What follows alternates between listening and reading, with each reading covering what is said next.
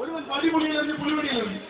ഒരുവൻ വഴിപൊളിയിലെറിഞ്ഞ് പുളി ഒരുവൻ വഴിപൊളിയിലെറിഞ്ഞ് പുളിവടിയിലെറിഞ്ഞു. ഒരുവൻ വഴിപൊളിയിലെറിഞ്ഞ് പുളി വഴിയിലെറിഞ്ഞു. ഒരുവൻ വഴിപൊളിയിലെറിഞ്ഞ് പുളി വഴിയിലെറിഞ്ഞു. ഒരുവൻ വഴിപൊളിയിലെറിഞ്ഞ് പുളി വഴിയിലെറിഞ്ഞു. ഒരുവൻ പുളി വഴിയിലെറിഞ്ഞ് വഴിയിലെറിഞ്ഞു. ഒരുവൻ വഴിപൊളി മൂന്ന് വാർത്തകൾ എത്ര പറഞ്ഞു? എന്തായാലും 3 വർഷത്തെ എന്താ പറഞ്ഞല്ലോ? ഒരുവൻ വഴിപൊളിയെറിഞ്ഞ് പുളിവടിയിലെറിഞ്ഞു. ഒരുവൻ വഴി പുളിയിലെറിഞ്ഞ് പുളി വഴിയിലെറിഞ്ഞു. ഒരുവൻ പുളി വഴിയിലെറിഞ്ഞ് വഴി പുളിയെറിഞ്ഞു. ഒരുവൻ പുളി വഴിയിലെറിഞ്ഞ് വഴി. എന്തായാലും ഇദ്ദേഹം പറഞ്ഞില്ലയോ? അതിനാണെങ്കിൽ നിങ്ങൾ നാട്ടുകാർ കൈയടിക്കണം. എന്നാൽ മാത്രമേ അറിയാൻ പറ്റൂ. ഓക്കെ, എന്തായാലും പറഞ്ഞെന്നും പറഞ്ഞില്ല എന്നും പറയുന്ന രീതിയിലുണ്ട്. ഒരു വാക്കുകൂടി പറയിച്ച് നോക്കല്ലേ? വേരിന്റെ ഇടയിൽ ഒരു വിരലിടറി. വേരിന്റെ ഇടയിൽ ഒരു വിരലിടറി. വേരിന്റെ ഇടയിൽ ഒരു വിരലിടറി. വേരിന്റെ ഇടയിൽ ഒരു വിരലിടറി.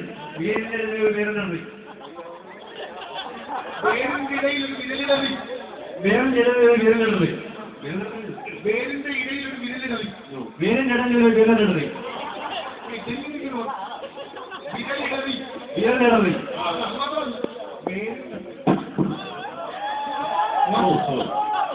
പഠിക്കാമെന്ന് പറഞ്ഞു.